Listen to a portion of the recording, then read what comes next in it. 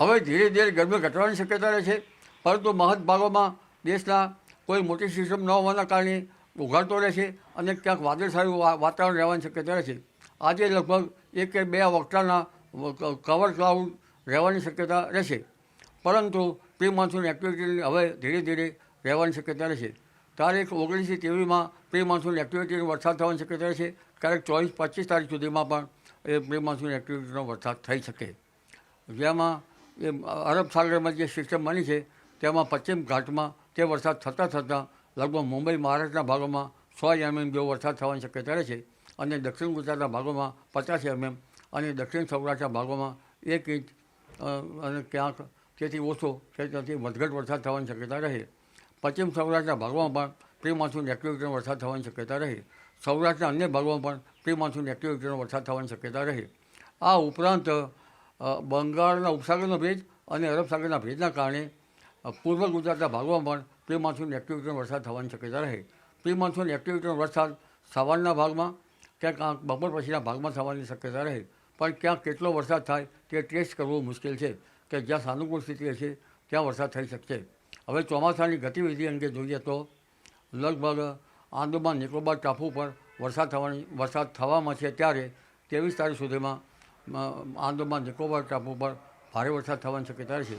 અને આંદામાન નિકોબાર ટાપુ પરથી ધીરે ધીરે સિસ્ટમ શ્રીલંકાના પૂર્વ કિનારે જવાની શક્યતા રહેશે, અને લગભગ 26મી મે કે 1 જૂન સુધીમાં કેરળ કાંઠે આ સિસ્ટમ આવવાની શક્યતા રહેતા ચોમાસું કેરળ કાંઠે બેસવાની શક્યતા ગણી શકાય, પરંતુ ત્યાંની પુષ્ટિ તો હવામાન ખાતું કરી શકે.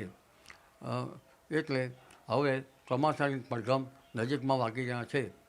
ગુજરાતમાં ચોમાસાની ગતિવિધિ અંગે જોઈએ તો લગભગ 15મી જૂન આસપાસ ગુજરાતમાં ચોમાસું આવવાની શક્યતા રહે છે, પરંતુ તે પૂર્વે પવન ઘણો જ ફૂંકા છે, દરિયામાં પવનો બદલાશે, અને 23 જૂન બાદ ગુજરાતમાં સારું ચોમાસું આવવાની. હવે ધીરે ધીરે ગરમી ઘટવાની શક્યતા રહે છે, પરંતુ મહદ ભાગોમાં દેશના કોઈ મોટી સિસ્ટમ ન હોવાના કારણે ઉઘાડતો રહે છે અને ક્યાંક વાદળછાયું વાતાવરણ રહેવાની શક્યતા રહે છે. આજે લગભગ 1 કે 2 વખતાના કવર ક્લાઉડ રહેવાની શક્યતા રહેશે, પરંતુ પ્રી મોન્સૂન એક્ટિવિટી હવે ધીરે ધીરે રહેવાની શક્યતા રહેશે. તારીખ 19 થી 23માં પ્રી મોન્સૂન એક્ટિવિટીનો વરસાદ થવાની શક્યતા રહેશે. ક્યારેક 24-25 તારીખ સુધીમાં પણ એ પ્રી મોન્સૂન એક્ટિવિટીનો વરસાદ થઈ શકે, જેમાં એ અરબ સાગરમાં જે સિસ્ટમ બની છે તેમાં પશ્ચિમ ઘાટમાં તે વરસાદ થતાં લગભગ મુંબઈ મહારાષ્ટ્રના ભાગોમાં 100 mm જેવો વરસાદ થવાની શક્યતા રહે છે, અને દક્ષિણ ગુજરાતના ભાગોમાં 50 mm અને દક્ષિણ સૌરાષ્ટ્રના ભાગોમાં 1 ઇંચ અને ક્યાંક તેથી ઓછો કે ત્યાંથી વધઘટ વરસાદ થવાની શક્યતા રહે. પશ્ચિમ સૌરાષ્ટ્રના ભાગોમાં પણ પ્રી મોન્સૂન એક્ટિવિટીનો વરસાદ થવાની શક્યતા રહે. સૌરાષ્ટ્રના અન્ય ભાગોમાં પણ પ્રી મોન્સૂન એક્ટિવિટીનો વરસાદ થવાની શક્યતા રહે.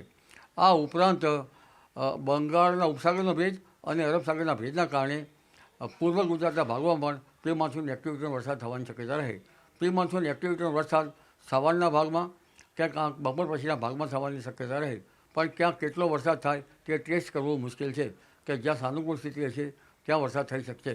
હવે ચોમાસાની ગતિવિધિ અંગે જોઈએ તો લગભગ આંદામાન નિકોબાર ટાપુ પર વરસાદ થવામાં છે, ત્યારે 23 તારીખ સુધીમાં આંદામાન નિકોબાર ટાપુ પર ભારે વરસાદ થવાની શક્યતા છે, અને આંદામાન નિકોબાર ટાપુ પરથી ધીરે ધીરે સિસ્ટમ શ્રીલંકાના પૂર્વ કિનારે જવાની શક્યતા રહે છે, અને લગભગ 26મી મે કે 1 જૂન સુધીમાં કેરળ કાંઠે આ સિસ્ટમ આવવાની શક્યતા રહેતા ચોમાસું કેરળ કાંઠે બેસવાની શક્યતા ગણી શકાય, પરંતુ ત્યાંની પુષ્ટિ તો હવામાન ખાતું કરી શકે.